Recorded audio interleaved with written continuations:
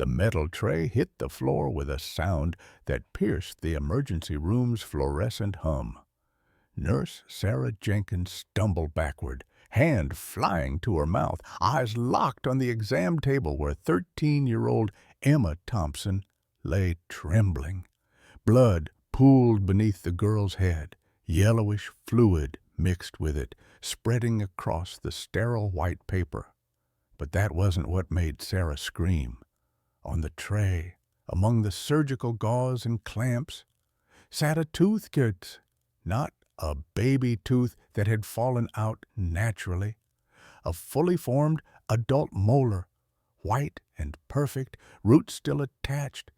Behind it, dark hair clumped with tissue, fragments of bones, small and ivory pale. Rebecca Thompson stood frozen in the doorway, one hand pressed against the frame for support. Her daughter's forehead gaped open where seconds ago there had been only stretched, a hangry skin. "Dirt!" Helena Mitchell burst through the door, stopped mid-stride. "Dear God," she whispered, "how long has she had this? Leave a like and share your thoughts in the comments, along with the city you're watching from now. Let's continue with the story." 6 months earlier, everything had been different. Emma Grace Thompson sat at the kitchen table on a Tuesday morning in July, her blonde ponytail swinging as she worked through algebra problems. At 13, she was the kind of kid teachers loved straight A's. Captain of the volleyball team, always raising her hand with the right answer. "Mom, can you check this equation?" she called out, tapping her pencil against the workbook. Rebecca Thompson stood at the stove, stirring pasta sauce with one hand while her phone was wedged between shoulder and ear. At 52, she still moved with the efficient grace of her nursing days, 20 years of pediatric emergency care etched into every gesture. Her auburn hair, shot through with gray she refused to dye, was pulled back in the same practical bun she'd worn at Austin General before retiring 2 years ago. "Just a second, sweetie," Rebecca said, her voice tight with frustration as she argued with someone about a late electric bill. The nurse's watch on her wrist, a gift from her last day at the hospital, caught the afternoon light. Emma went back to her homework, then paused. She touched her forehead, just above her left eyebrow. There was something there, a small bump, barely noticeable. It felt odd under her fingertip, like a tiny marble had been placed under the skin. She pressed on it gently. It moved slightly. Strange. Rebecca finally ended her call with a sigh. "Sorry, honey, let me see that problem." "Actually, Mom," Emma said, still touching her forehead, "I think I have a pimple or something up here." Rebecca glanced over while draining the pasta into the colander, steam rising around her face. "Where?" Emma pointed. Her mother crossed the kitchen, wiping her hands on a dish towel. She touched the spot with practiced fingers, pressing around the edges the way she'd examined thousands of children during her career. Emma winced slightly. "It's a sebaceous cyst," Rebecca said with the confidence of someone who'd seen it all. "Very common when you're going through puberty. Your hormones are all over the place right now." "Is it bad?" Emma asked. "Not at all. Keep it clean, don't pick at it, and it'll go away in a few weeks." Rebecca returned to the stove. "If it gets bigger or starts hurting, we'll keep an eye on it. But honey, I was a nurse for 20 years. I've seen thousands of these."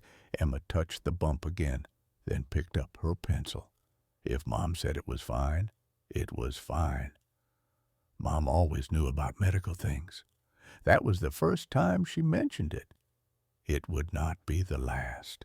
The bump didn't go away. 2 weeks later, on a humid evening, after volleyball practice, Emma stood in the school locker room, and felt it again. It had grown, not dramatically, but enough that she could tell without looking in a mirror.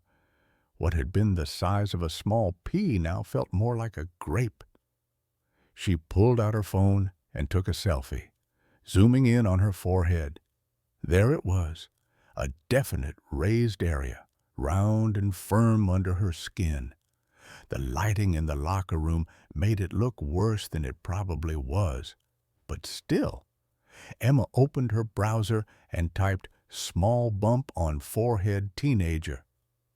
The first results were reassuring.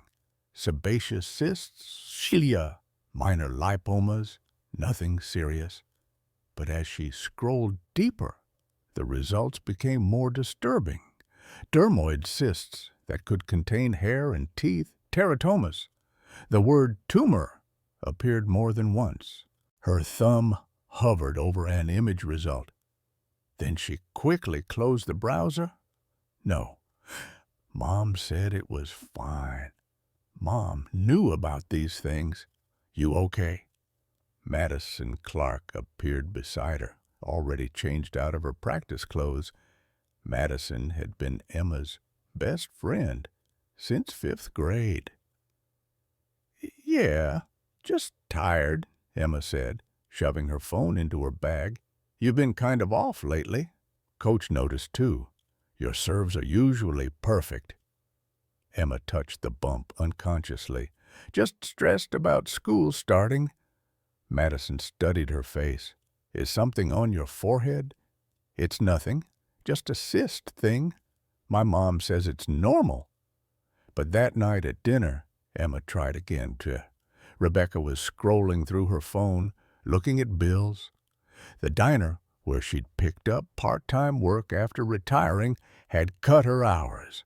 Rent was due. Emma's father, David, was up in North Dakota working the oil fields, sending money home, but never enough to cover everything. Mom, the thing on my forehead is getting bigger. Rebecca didn't look up. Did you use that cream I bought you? Yeah, but it's not helping. It's actually growing. Honey, give it time. Acne takes weeks to clear up. Mom, I don't think it's acne. Rebecca finally set down her phone, irritation creasing her tired face. Emma, I don't have time for this right now. If it's still there next month, we'll get it checked. Okay. Emma's throat tightened. Okay. But next month came, and Rebecca was too busy. The month after that, the car needed repairs. The month after that, David's child support payment was late again. There was always something. By late September, the bump had become impossible to ignore. Emma had started wearing headbands during volleyball practice, then switched to keeping her bangs swept across her forehead. But during a game in mid-September, everything changed. She was mid-serve when her vision blurred, just for a second, but enough that she completely missed the ball. It hit the net with a dull thud. Whisper rippled through the bleachers. In the locker room afterward, Madison confronted her. Emma, what is that thing on your head? It's gotten huge. Emma pulled her headband down lower. It's just a cyst. My mom's a nurse. She said it's fine, but it's not going up. It's getting bigger. Maybe you should see a doctor. My mom is basically a doctor. Emma snapped. Mind your own business. She regretted the words as soon as they left her mouth. But Madison had already turned away. That evening, Emma sat at the kitchen table while Rebecca made cornbread, one of Emma's favorite comfort foods. She pulled off her headband and waited. Rebecca glanced over and her hand froze mid-stir. The bump was now the size of a golf ball, impossible to miss. The spoon clattered into the bowl. Rebecca wiped her hands on her jeans and crossed the kitchen. Her fingers were gentle as they examined the growth. Pressing around the edges, Emma winced. "Okay," Rebecca said slowly. "It's grown. That happens with cysts sometimes. They fill with fluid before they resolve. Mom, it hurts now. And during the game today, my vision got blurry." Rebecca's face flickered with something, concern maybe, then smoothed into forced calm. "We'll schedule a doctor's appointment. But Emma, I need you to understand something." She sat down and took Emma's hands. "The healthcare system is overwhelmed right now. Wait times for non-emergency appointments are 6 to 8 weeks. And this isn't an emergency. It's benign. But what if it's not? Honey, I've seen real emergencies. Kids with meningitis, with seizures, with trauma.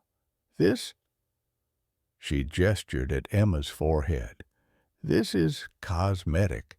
Uncomfortable, yes, but not dangerous." Emma wanted to argue, but the exhaustion in her mother's eyes stopped her. "Here's what we'll do," Rebecca continued. "Take ibuprofen for any headaches. I'll call Dr. Harrison's office tomorrow. If they can't see you soon, we'll go to urgent care in 2 weeks if it's worse." "Deal, deal," Emma whispered. But deep down, she knew something was very wrong. Rebecca stood in her kitchen the next morning, phone in hand. Harrison's number pulled up on the screen. Her finger hovered over the call button. What would they think that she, a registered nurse with 20 years of experience, had let something grow on her daughter's head for months without seeking proper treatment? What if someone reported her neglect? They might call it, but it wasn't neglect. She knew what she was doing. She'd worked pediatric emergency for 2 decades. She'd seen thousands of cysts, bumps, and growths. This was textbook sebaceous cyst behavior, wasn't it? She set the phone down and opened her laptop instead, typing "sebaceous cyst natural resolution" into the search bar. Article after article supported watchful waiting. Even WebMD recommended monitoring before intervention. See? She was doing the right thing. Rebecca closed the laptop and went back to making lunch. But her hands shook as she buttered bread for grilled cheese. And she barely noticed when the sandwich burned black in the pan. She stared at the charred bread for a long moment before throwing it in the trash. That evening, David called for his weekly check-in. The connection from North Dakota was spotty as always. "How's my girl?" His voice crackled through the speaker. Rebecca almost told him. The words were right there, pressing against her teeth. But then she thought about the worry it would cause, the guilt he'd feel being so far away, the questions about why she hadn't handled it sooner. "She's perfect," Rebecca said. "Straight A's, still killing it at volleyball. And her health, everything good." Rebecca paused for just a moment, too long, couldn't be better. After hanging up, she sat in the darkening living room and let herself cry, just for a minute. Then she wiped her face and whispered to the empty room, "I'm protecting my family." October arrived with cooler weather, but Emma's world was burning down. The TikTok appeared on a Wednesday. Emma was in her room doing homework when her phone buzzed with a text from Madison. "Emma, I'm so sorry. I tried to get them to take it down." The video was only 15 seconds long. Emma, during PE class, her hood falling off as she dodged a ball, a clear shot of her forehead, the growth now unmistakably large and grotesque. The caption read, "What is growing on her head?" Emma watched the view counter climb. 847 views, then 2,000, then 12,000. She scrolled through the comments, each one a knife. Ew, that's so gross. Is she contagious? Why doesn't she go to a doctor? Alien egg LMO. Emma looked at herself in the mirror. The bump was massive now, the size of a baseball, pushing out from her forehead like something trying to escape from inside her skull. She grabbed scissors from her desk and cut her bangs shorter, trying to hide it. But the bangs fell wrong, too short, making the growth even more visible. The scissors clattered to the floor. Emma sank down beside them and sobbed. Rebecca found her there 20 minutes later, curled on the carpet, phone still glowing with the cruel comments. "Baby, what happened?" Emma couldn't speak. She just held up the phone. Rebecca's face cycled through shock, then anger, then something that looked like guilt. "Who posted this? I'm calling the school right now." "Everyone's already seen it, Mom." Emma's voice was hollow. "It doesn't matter." "Of course it matters. This is bullying." "Hey, it's not bullying if it's true." Emma looked up at her mother. "I do look like a freak, because you keep saying it's fine when it's not fine." The words hung between them like smoke. "I'm not going back to school," Emma said. "You have to. It's the law." "Then you'll have to drag me." They stared at each other. Rebecca broke first. "Okay," she whispered. "Okay. We'll do homeschool for a while, just until this calms down." But they both knew it wouldn't calm down. It would only get worse. Rebecca called the school the next morning. The principal's voice was carefully neutral. "Mrs. Thompson, is Emma all right?" "We've had several parents call about her appearance. It's a minor medical issue we're monitoring," Rebecca said, her own voice cold and defensive. "Perhaps it should be checked by a professional." "I am a medical professional." "Chen, thank you for your concern." She hung up before he could respond. Her hand was trembling. The doctor's appointment finally happened in early November, 4 months after Emma first mentioned the bump. Dr. Patricia Harrison's office was small and comfortable, the kind of family practice that still had outdated magazines in the waiting room. Rebecca had chosen her specifically because she was old school, not the type to overreact. But when Emma removed her hood, even Dr. Harrison's professional mask slipped for just a moment. The growth was the size of a small lemon now, 50 millimeters across. The skin stretched over it had a bluish tinge, and the shape was irregular, lumpy. Harrison put on gloves slowly, buying herself time to think. When she touched it, Emma winced. "On a scale of 1 to 10, how much does this hurt?" "Maybe a 4, Emma said. "But it throbs at night, and sometimes my vision gets blurry." Harrison's eyes sharpened. How long has this been present?" "About 6 weeks," Rebecca said quickly. "Longer," Emma said, looking at the floor. Harrison caught the discrepancy, but said nothing. She finished her examination and sat back. "This needs imaging.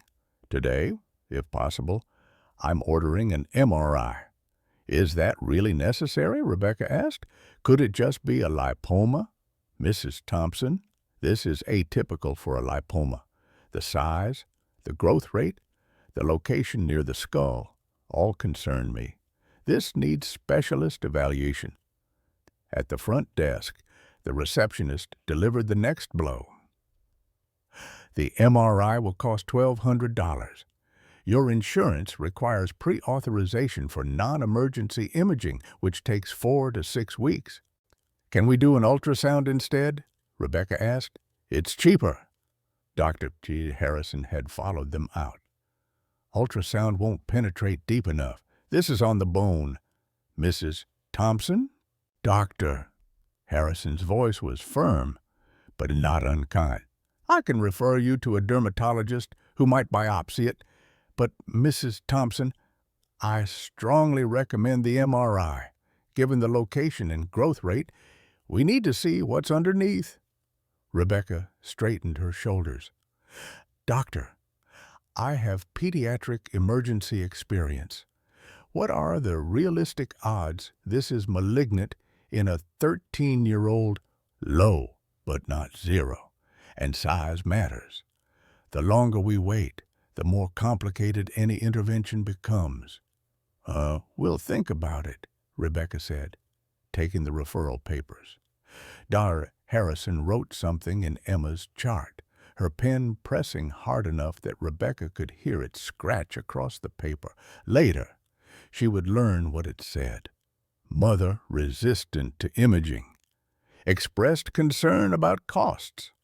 Will follow up in 1 week. Advised urgent imaging. In the car, Emma was quiet for several minutes before speaking. Mom, she said, urgent. Doctors always say that. It's liability talk, sweetheart. They have to cover themselves legally. But what if she's right? What if it's serious? Rebecca's hands tightened on the steering wheel. Emma, I'm trying to protect you from unnecessary radiation exposure, from unnecessary procedures, and from medical debt we don't need. Do you know how much an MRI costs? And that's before whatever comes after: biopsies, surgeries, follow-ups. We could lose the house. I don't care about the house. Well, I do. I care about keeping a roof over your head and food on the table. They drove the rest of the way in silence. When Rebecca pulled into the driveway, she sat in the car for 5 minutes after Emma had gone inside, gripping the wheel so hard her knuckles went white. Tears streamed down her face, but she told herself they were tears of frustration, not fear. November bled into December, and Emma deteriorated. She stopped drawing, something she'd done every day since she was 5. Her sketchbooks full of dolphins and sea turtles gathered dust on her shelf. The marine biology program at Texas A&M that she dreamed about seemed like something from another life, something that belonged to a different girl. She took her meals in her room now. Rebecca would bring up a tray and find the previous one barely touched. The bedroom curtain stayed closed even during the day. Emma existed in a twilight world, neither fully awake nor fully asleep. The headaches grew worse.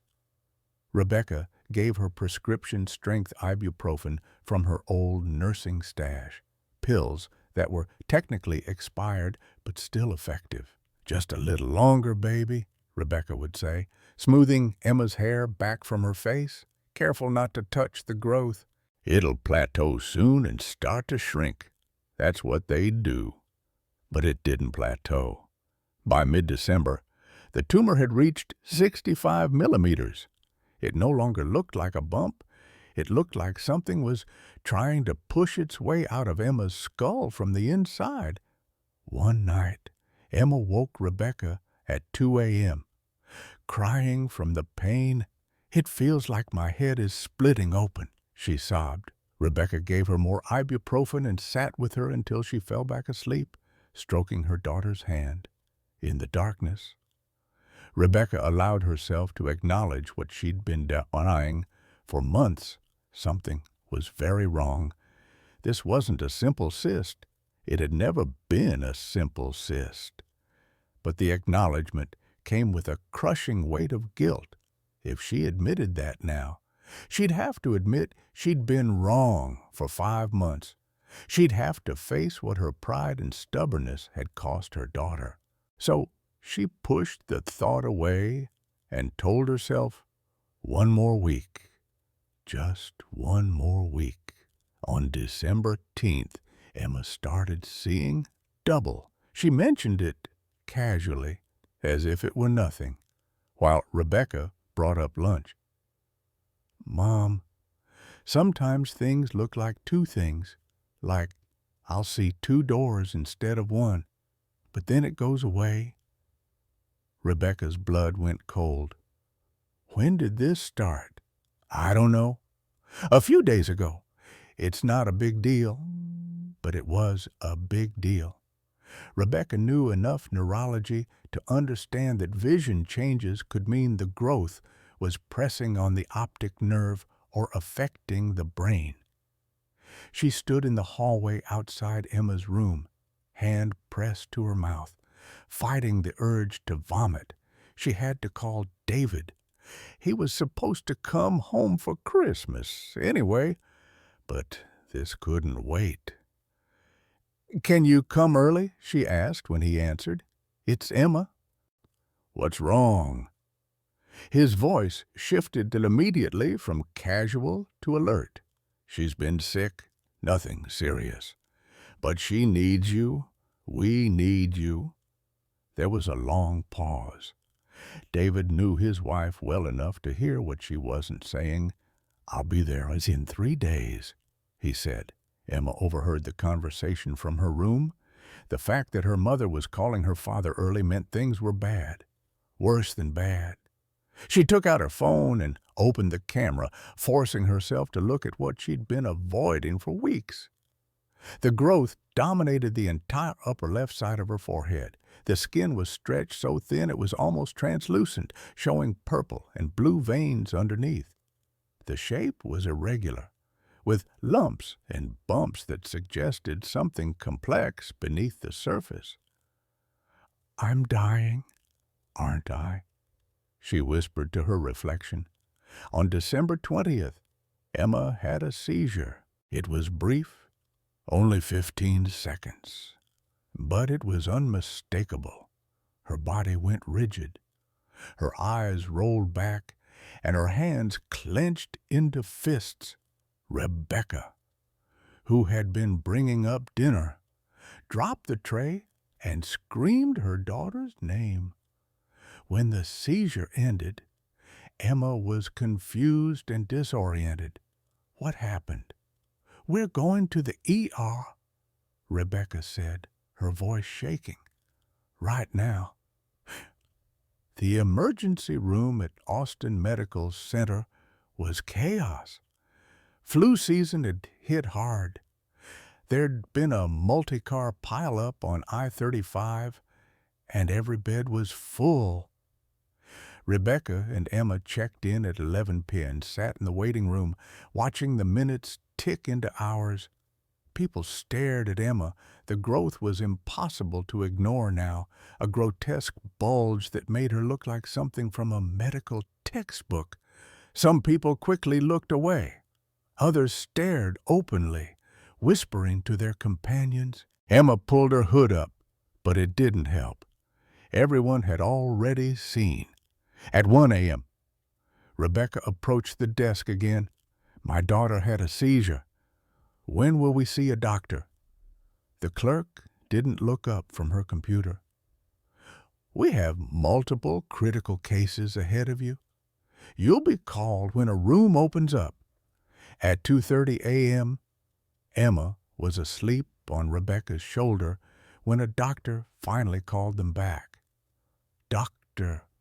Marcus Webb looked exhausted, his scrubs wrinkled, his eyes red-rimmed from too many consecutive shifts. He examined Emma quickly, professionally.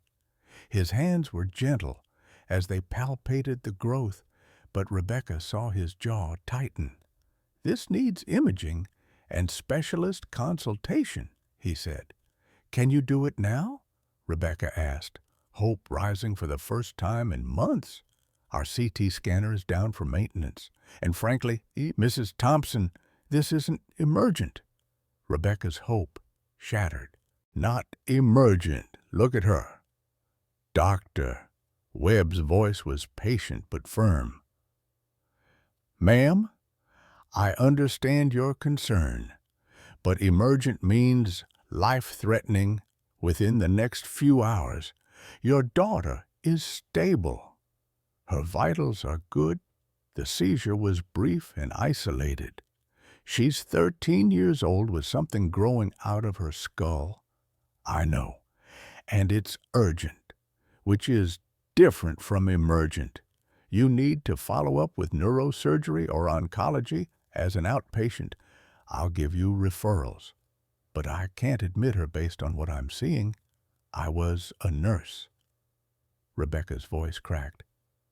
I know what emergent means. Then you also know we have gunshot wounds, strokes, and heart attacks tonight. I'm sorry, I really am, but my hands are tied. He handed her a stack of referral papers. Please call these offices first thing Monday morning. The drive home at 3:45 a.m. was silent, except for Rebecca's crying. Emma pretended to sleep in the passenger seat, but she was awake, staring out the window at the dark streets of Austin. When they got home, Rebecca carried the referral papers inside and looked at them under the kitchen light. Neurosurgery next available appointment 6 weeks. Oncology 4 weeks, 4 to 6 weeks. It might as well have been forever. She pulled out her phone and called David, but it went to voicemail. David, I need you. I've made a terrible mistake. Please call me as soon as you get this. Then she went upstairs and sat in the chair beside Emma's bed, watching her daughter sleep. The growth pulsed slightly with Emma's heartbeat, a reminder that it was alive, growing, taking over. Rebecca prayed for the first time in years. She didn't know what she was praying for exactly. Forgiveness, maybe, or mercy, or just time. Please, she thought, just give us time. David arrived on December 23rd, driving straight through from North Dakota in his pickup truck. 20 hours without stopping except for gas. Emma heard the truck and ran to the window. Daddy! She flew out the front door and down the porch steps. David was climbing out of the truck, and when he saw her, he froze. His coffee cup slipped from his hand and shattered on the driveway. Emma stopped running. She could see it in his face, the shock, the horror he was trying to hide. It had been 6 months since he'd seen her in person, and the change was catastrophic. Emma, his voice cracked. Baby. She touched the growth self-consciously. I know I look scary. David crossed the distance between them in the 3 strides and pulled her into his arms. Careful, so careful, as if she might break. You could never look scary to me. Never. But over Emma's shoulder, his eyes found Rebecca, standing on the porch. The look he gave her was pure fury. Inside, after Emma went to her room, David's control finally broke. What the hell happened? His voice was low and shaking with rage. David, I can explain. How long has she had that thing? July. He stared at her. July. That's 7 months. 7 months. And you didn't tell me. I thought I could handle it. I thought it would resolve on its own. You're not a doctor anymore, Rebecca. I was a nurse for 20 years. 20 years that ended 5 years ago. David was shouting now. Medicine changes, information changes, and you just, what, decided you knew better than everyone? I was trying to protect her from unnecessary procedures, from radiation, from debt. You were protecting your pride. The words hit like a slap. You couldn't admit you might be wrong. So you let that thing grow on our daughter's head until it's the size of a goddamn orange? Rebecca's face crumbled. You're right. The admission seemed to take all the fight out of David. He sank onto the couch, his head in his hands. We're taking her to a hospital. Now. Today? We tried the ER. They turned us away. Then we'll try a different one. Dell Children's. I'll call every specialist in Texas if I have to. I don't care what it costs. Our insurance won't cover half of it. David looked up at her, and his voice was cold.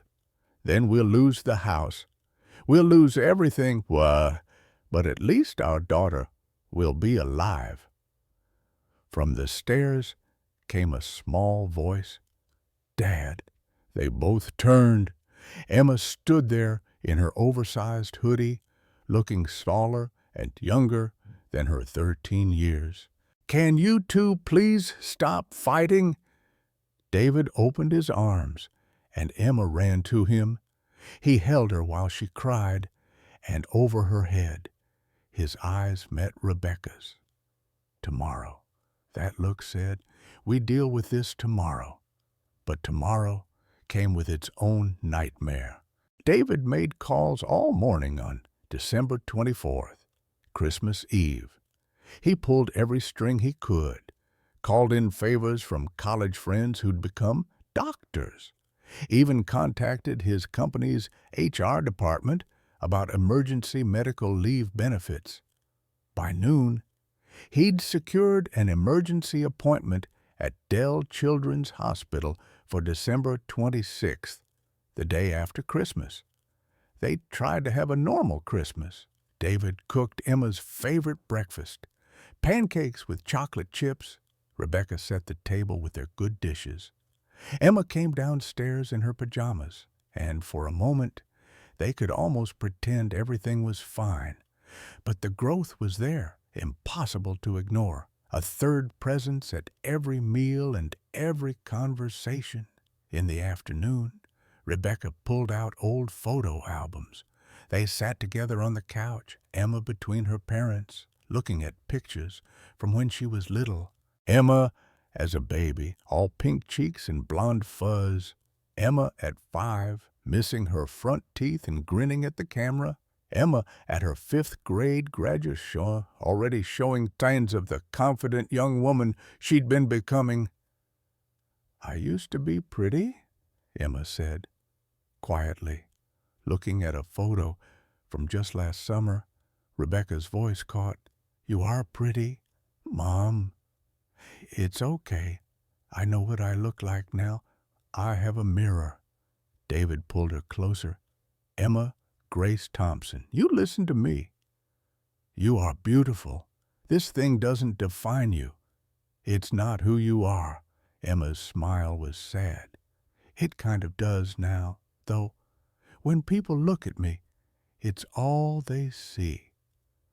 That night, Emma asked to sleep in their room like she used to when she was little. They set up a sleeping bag between the bed and the wall, and she curled up there while they watched old movies on the television.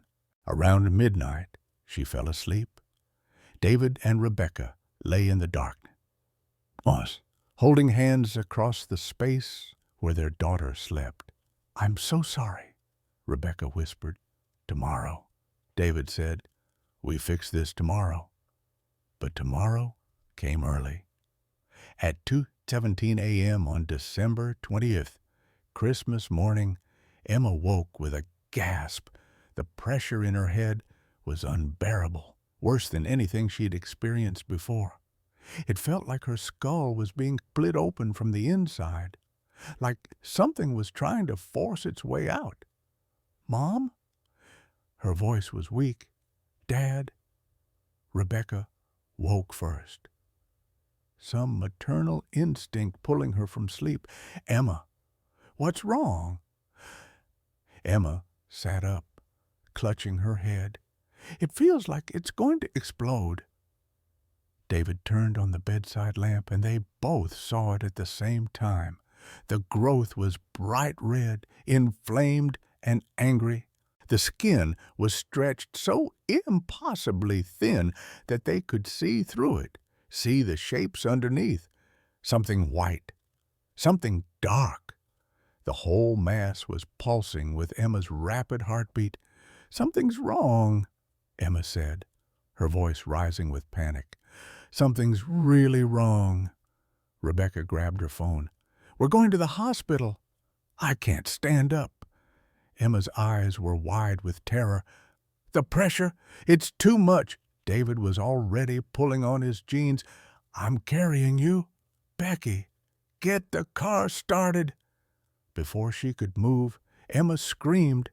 It wasn't a normal scream. It was primal. The sound of a wounded animal, the sound of pure agony. The sound would haunt Rebecca for the rest of her life. Then came a sound like a twig snapping underwater, quiet but distinct. The skin at the top of the growth split open. It wasn't a clean break. The edges were ragged, torn. Thick, yellowish-white fluid poured out, mixing with blood. It ran down Emma's face, soaking into her pajama top. But the fluid wasn't the worst part. Solid objects fell with the liquid. Clumps of dark, coarse hair, white fragments that looked like bone, and then something that made Rebecca's scream join her daughter's. A tooth? It was perfect, whole. An adult molar with roots still attached. It hit the hardwood floor with a small clatter and rolled to a stop against the bed frame. Emma looked at her hands, covered in fluid and blood. "What is that? What is that?" She saw the tooth on the floor. "That came out of me." David stood frozen for one terrible moment, his phone in his hand. Forgotten. Then training kicked in and he grabbed a towel from the bathroom, pressing it against Emma's forehead. The wound was gaping, easily 1.5 inches wide. Through it, he could see more hair, more white fragments, the inside of his daughter's skull. His hands were shaking so badly he could barely maintain pressure.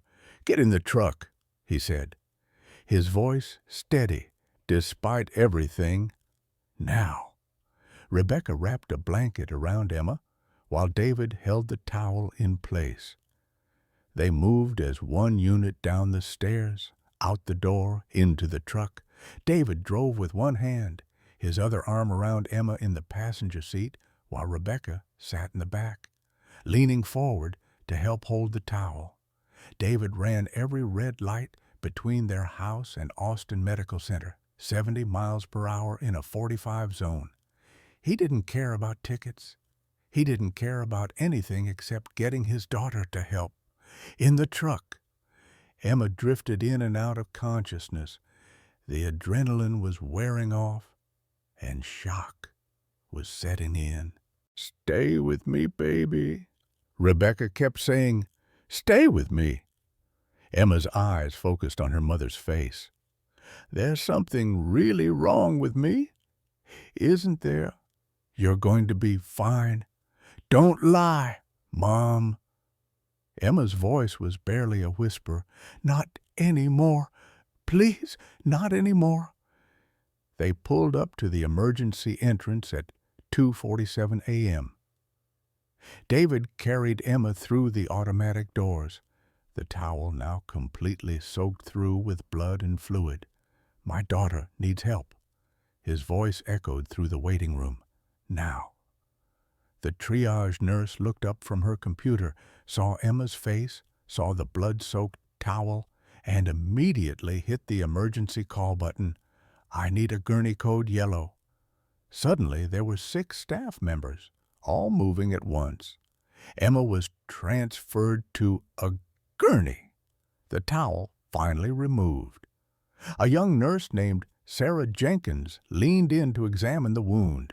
She saw the hair protruding from inside, saw the white bone fragments, reached for forceps to clear the opening so they could see better. Something small fell into the metal tray she was holding. The sound it made, metal on metal, was unnaturally loud in the sudden quiet. Sarah looked down. There, in the tray, sitting in a small pool of blood, was another tooth, a perfect white molar, gleaming under the fluorescent lights. The tray slipped from her hands and crashed to the floor. Sarah stumbled backward, her hand flying to her mouth. Oh, my God! That's when Dr. Eleanor Mitchell arrived. Called in from home because the ER was overwhelmed. She was 45, a neurosurgeon with 15 years of experience, and she'd seen almost everything. Traumatic injuries, tumors, hemorrhages, infections. But when she looked at Emma's wound, even she had to pause. How long has she had this growth? Her voice was controlled, professional. Rebecca could barely speak. July. Mitchell's jaw clenched just for a moment. It's February. That's 7 months. The silence that followed was damning. We need a CT scan immediately, Dr. Mitchell said to her team. And prep OR2. This is an emergent surgery. David found his voice. What is it? What's wrong with her? Dr. Mitchell turned to face them. It's a teratoma, a type of tumor that contains tissue that shouldn't be there. Hair, teeth, sometimes bone or other tissue. The rupture means there's a high risk of infection, possibly meningitis, if any of the material has reached her brain or spinal fluid. Rebecca's legs gave out. David caught her, holding her up, while his own world spun. Is she going to die? Rebecca managed to ask. We're going to do everything we can. It wasn't a reassurance. It was the truth, and they all knew it. They were already wheeling Emma away. She turned her head, looking back at her parents with glassy, unfocused eyes. Mom, Dad, am I going to die? The double doors swung shut before they could answer. Rebecca collapsed to the floor. David held her while she sobbed, while nurses moved around them with practiced efficiency, while Sarah Jenkins stood in the corner, staring at the tooth still lying on the floor in a pool of blood, a perfect, white, adult molar that had grown inside a 13-year-old girl's skull. The surgical waiting room was a study in fluorescent despair. David and Rebecca sat in molded plastic chairs that had been designed for temporary discomfort, but they would occupy them for the next 6 hours. A coffee machine hummed in the corner, but neither of them moved toward it. The clock on the wall ticked audibly in the near silence of the early morning. For the first hour, they didn't speak. Rebecca paced back and forth across the small space, her arms wrapped around herself. David sat with his head in his hands, his work boots still muddy from the North Dakota oil fields he'd left so abruptly. When Rebecca finally sank into the chair beside him, the words came out broken. I killed her. Don't.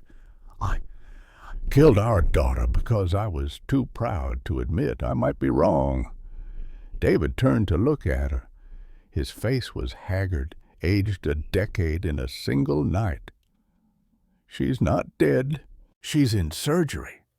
But if she dies, it's because of me, because I thought I knew better, because I couldn't let go of being the nurse, the expert, the one who always has the answers. Becky, I'm furious at you. The words were quiet, but carried the weight of absolute truth. I don't know if I'll ever fully forgive what you did, what you didn't do. Rebecca's face crumpled. But Emma needs both of us whole when she wakes up. David continued. So right now, we hold it together. We can fall apart later. We can figure out our marriage later. Right now, we focus on her. What if she doesn't wake up? She will. His voice was firm, as if he could will it into being. She has to. The second hour crawled by. Rebecca pulled out her phone and scrolled back through her photos. There was the first one Emma had taken of the bump in July, when it was barely visible. Just a small raised area, easy to dismiss. It was so small, she whispered, showing David the screen. He looked at the photo, then at her. Jesus. Becky. Even then, even at that size, you should have known it wasn't normal. I wanted it to be normal. I needed it to be something I could handle on my own. Why did you need that so badly? Rebecca was quiet for a long moment. My mother died of cancer. Did I ever tell you that I was 16? She went to the doctor with what she thought was indigestion. Stage 4 pancreatic cancer, dead in 3 months. David hadn't known. They'd been married 18 years, and he hadn't known. I watched the medical system fail her. Rebecca continued. Saw how they treated her like a number, not a person. Of all the tests and procedures and false hopes, I swore when I became a nurse that I would protect people from that, especially my own family. So you protected Emma right into an operating room at 3 a.m. on Christmas Day? The words were cruel, but they were true. Rebecca had no defense. In the third hour, a nurse emerged with an update. Both parents jumped to their feet. She's stable, the nurse said. The surgery is going well, but it's complex. Dr. Mitchell is having to remove portions of the frontal bone that the tumor has invaded. How much longer? David asked. At least 2 more hours, possibly 3. I'll update you again when I can. After she left, Rebecca and David sat back down, but closer this time.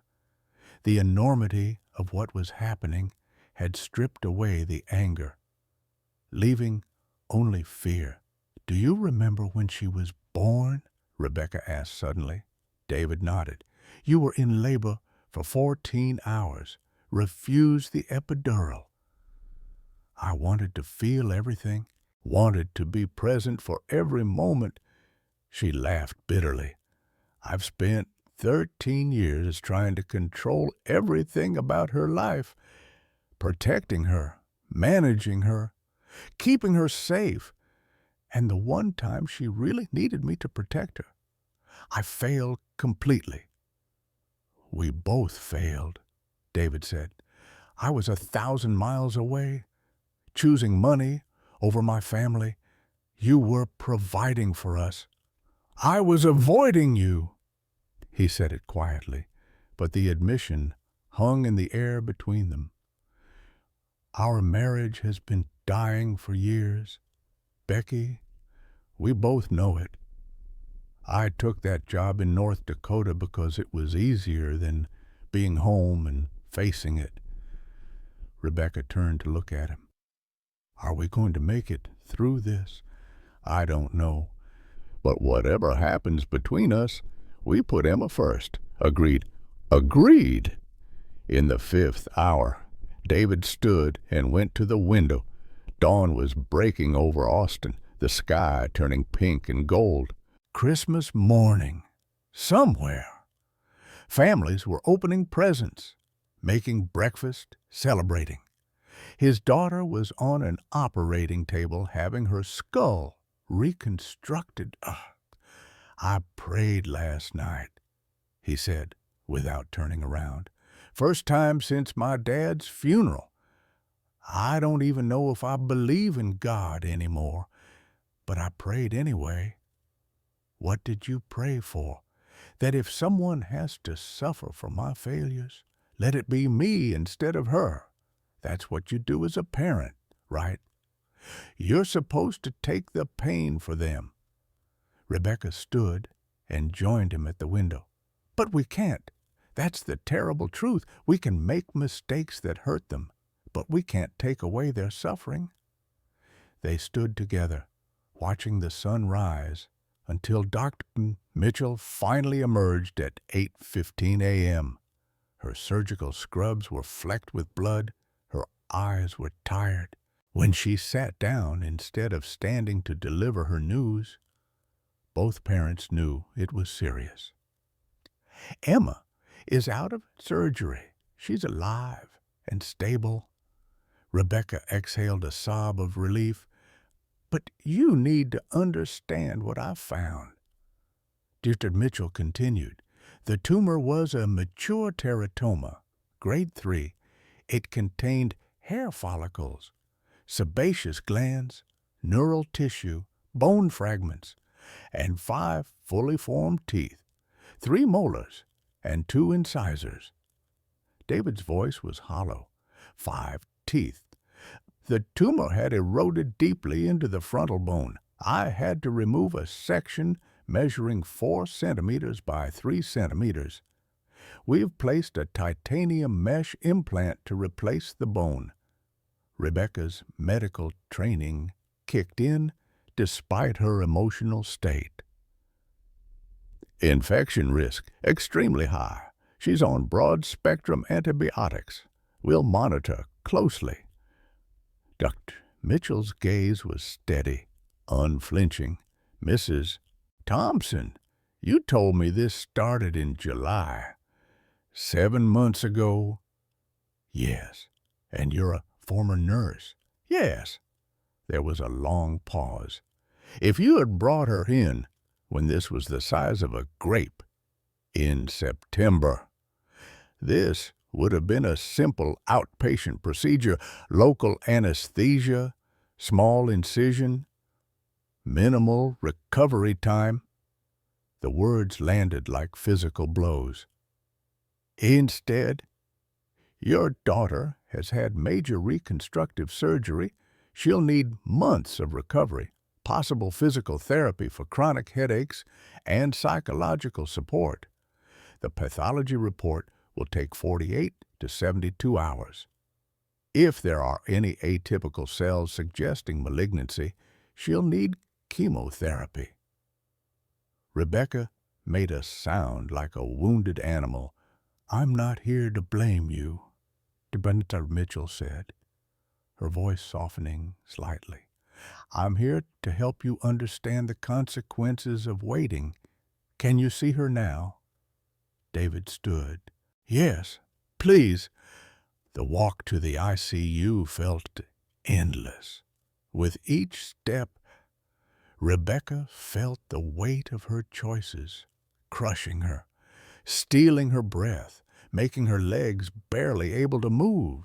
Emma looked impossibly small in the hospital bed, dwarfed by white sheets, and surrounded by machines that beeped and hummed with mechanical precision.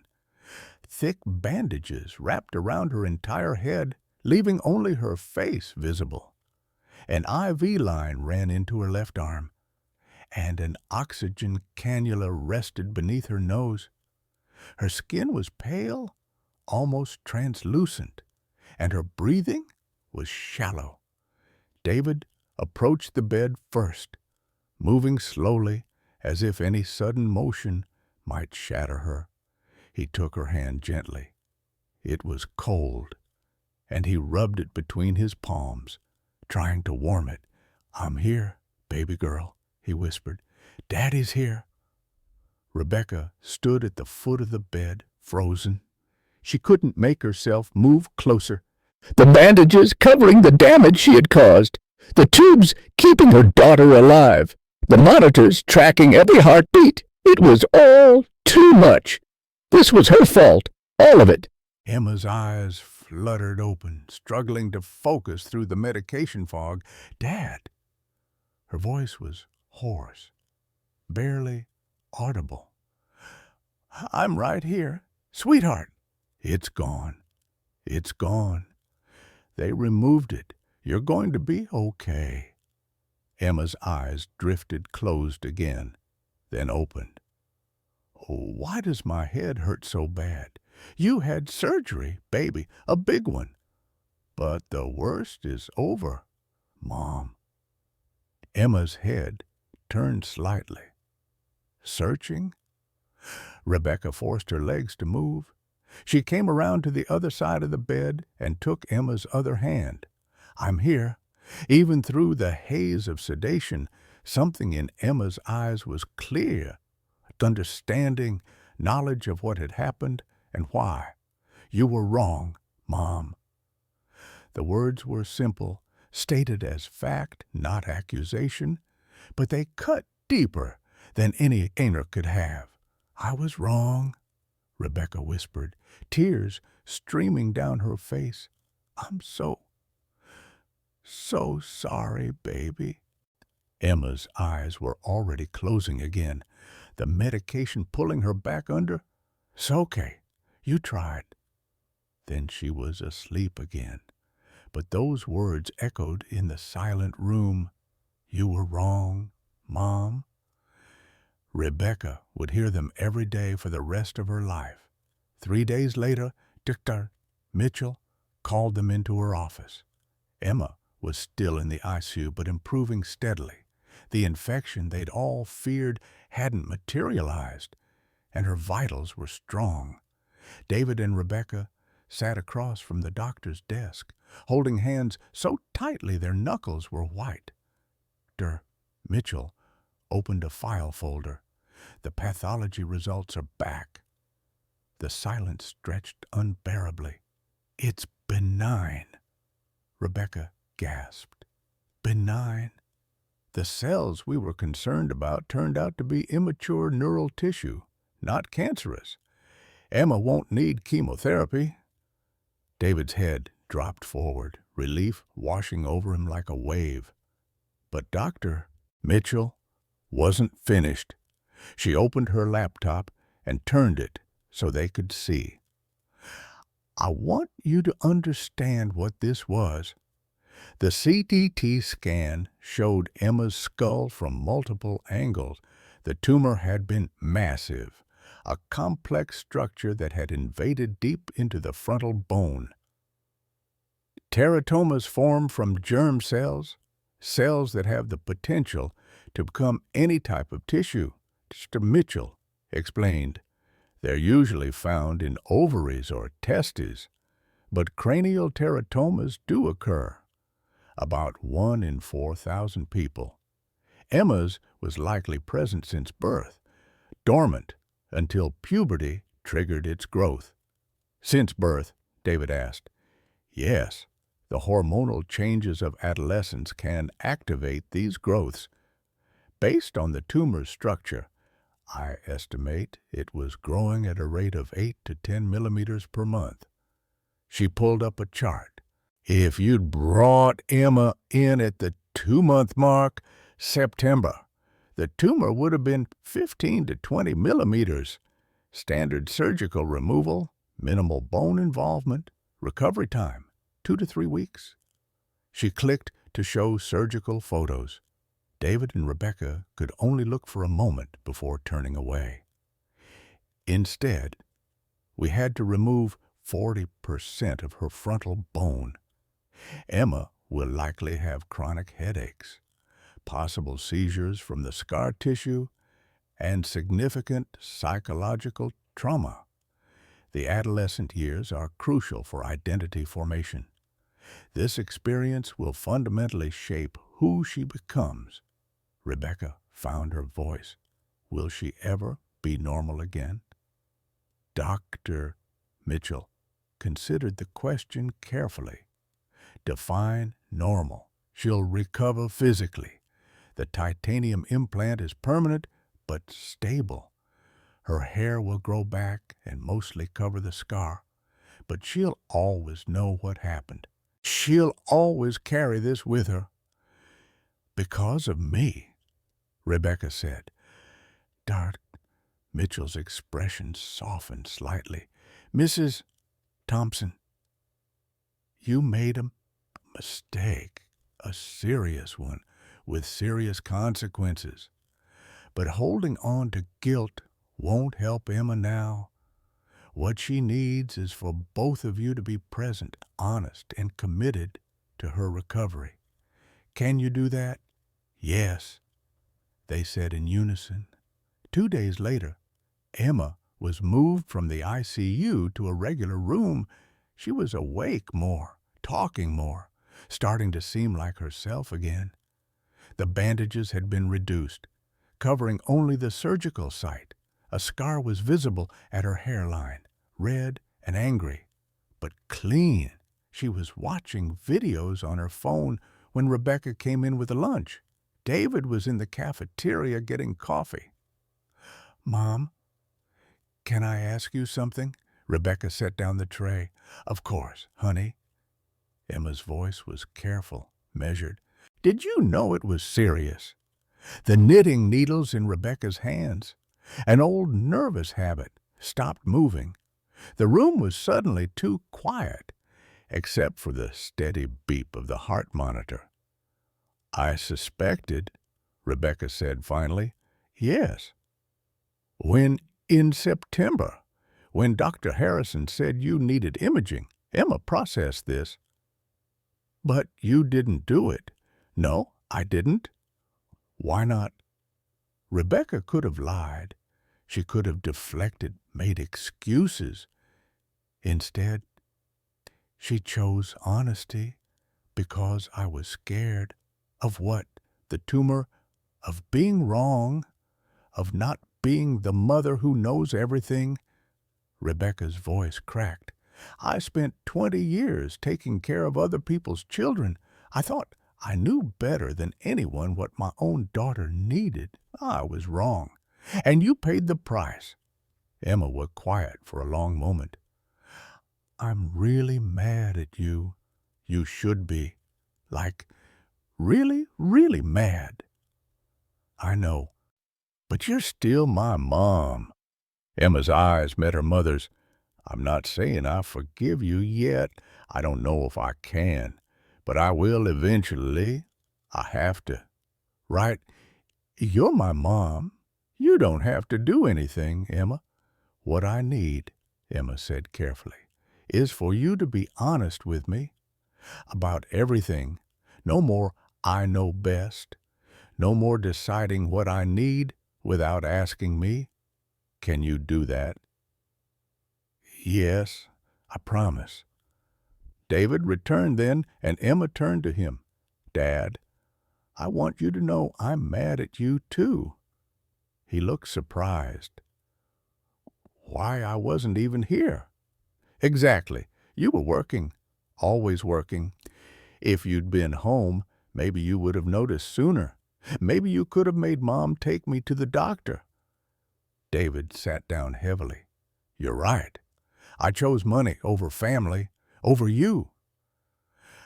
I know you did it for college savings and stuff, Emma said, but I'd rather have you here than have money. I'm not going back. David had said, I've already told my supervisor I'm staying in Austin. I'll find something local.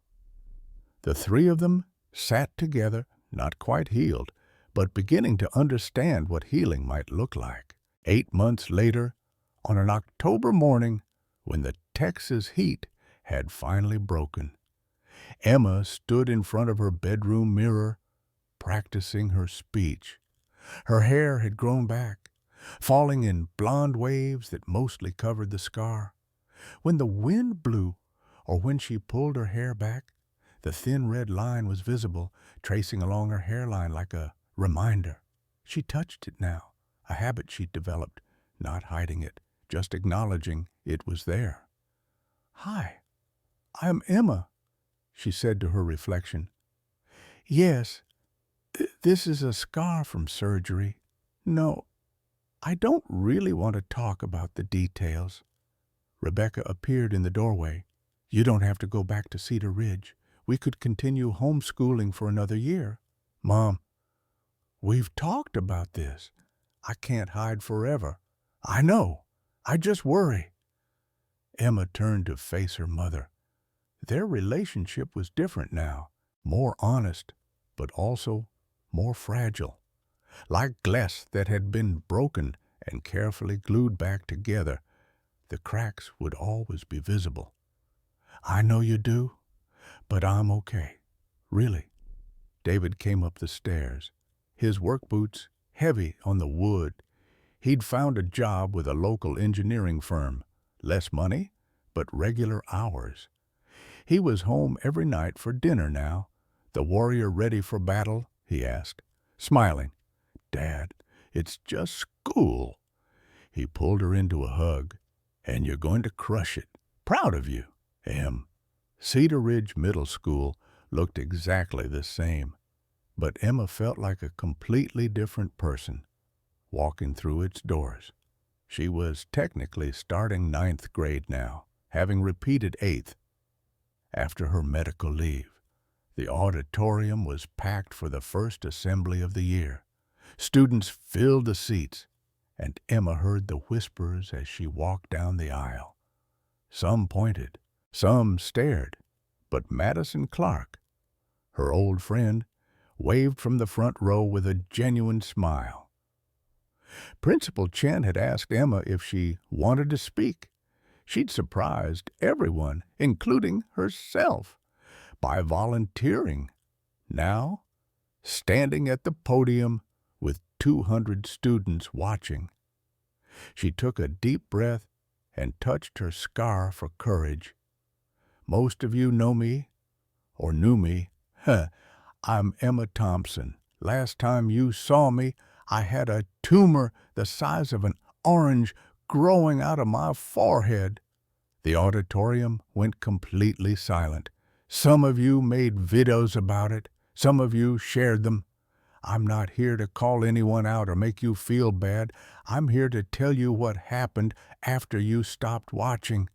She told them about the discovery of the small bump in July, about her mother's medical background and the false confidence it created, about the 7 months of growth, the fear, the isolation, about the night it ruptured and what the doctors found inside.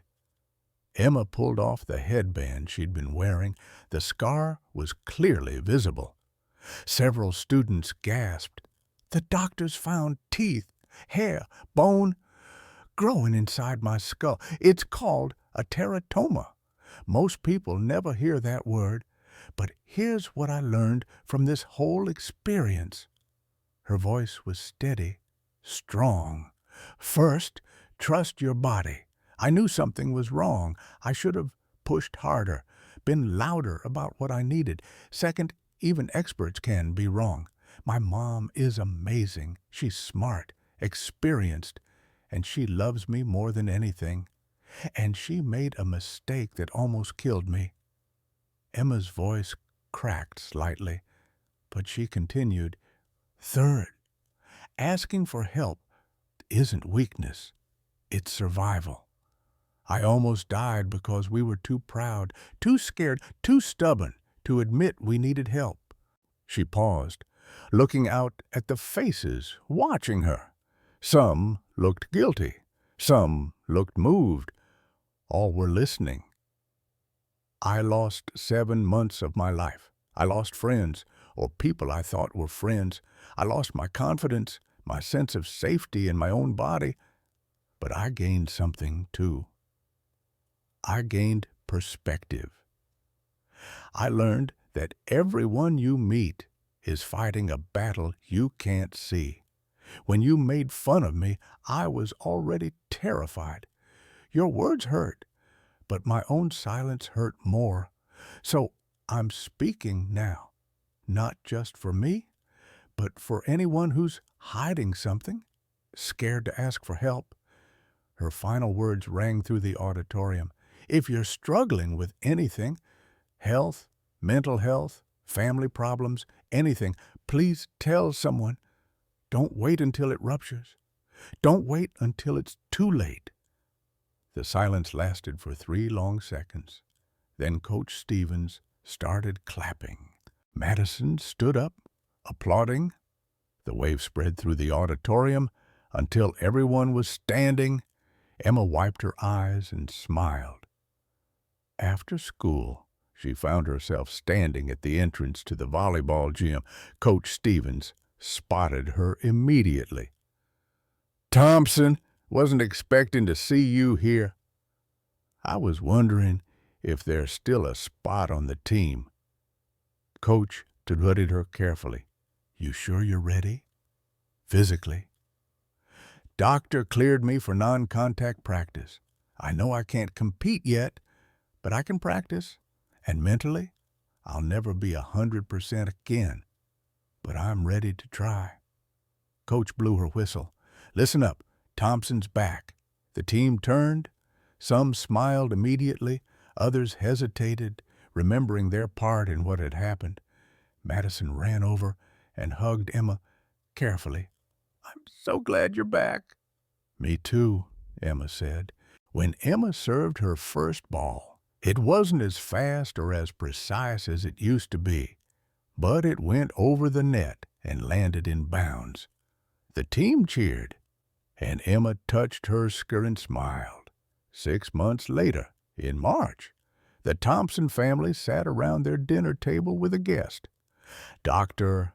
Mitchell had become something of a family friend, checking on Emma regularly and offering support beyond her professional obligations.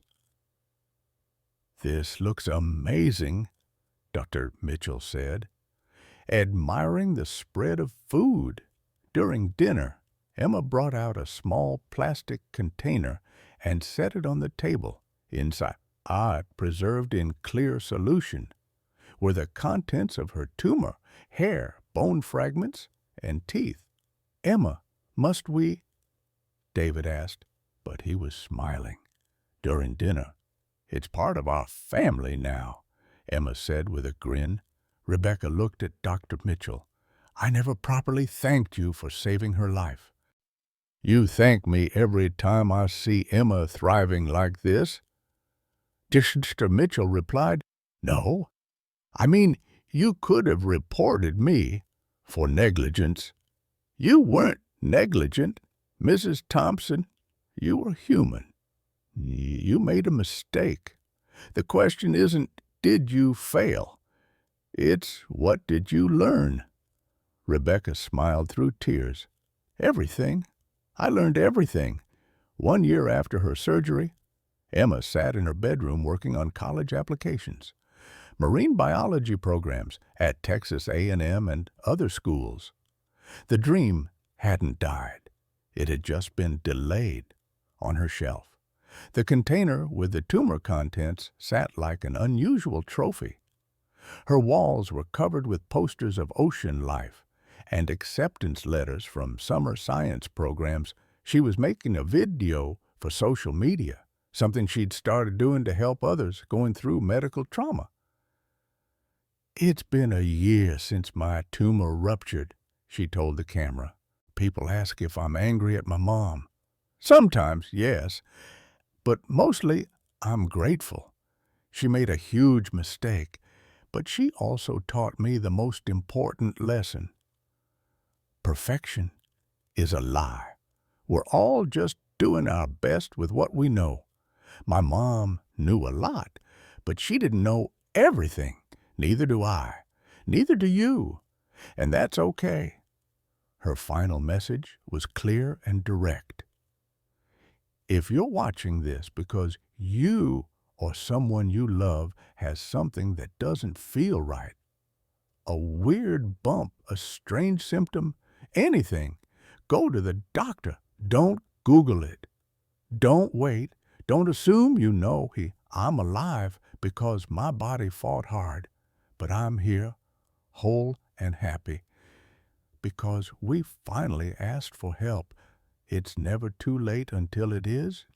The last shot showed the Thompson family in their backyard at a barbecue with neighbors. Emma was laughing, her scar catching the sunlight. Rebecca watched her daughter with love and lingering guilt. David had his arm around his wife. They weren't perfect. They never would be, but they were here, together, and that was enough. Sometimes the greatest act of love is admitting that we were wrong. This story reminds us that pride, even when wrapped in good intentions, can blind us to what matters most. Rebecca thought her 20 years of nursing experience made her infallible, but experience without humility becomes dangerous. How many of us have made decisions for our loved ones based on what we thought we knew, only to realize later we should have listened harder, acted sooner, or simply admitted we needed help? Emma's journey teaches us that asking for help isn't weakness, it's wisdom. That's scars, whether visible or hidden, don't define us. They refine us. That families can break and still heal, not back to what they were, but into something stronger and more honest. The Thompson family found their way through the darkness by finally being truthful with each other and with themselves. Their story isn't about perfection. It's about the courage to face our failures and choose connection over pride. What's a time you waited too long to seek help or admit you were wrong? Have you ever had to choose between protecting your pride and protecting someone you love? Share your story in the comments below. Your experience might be exactly what someone else needs to hear today.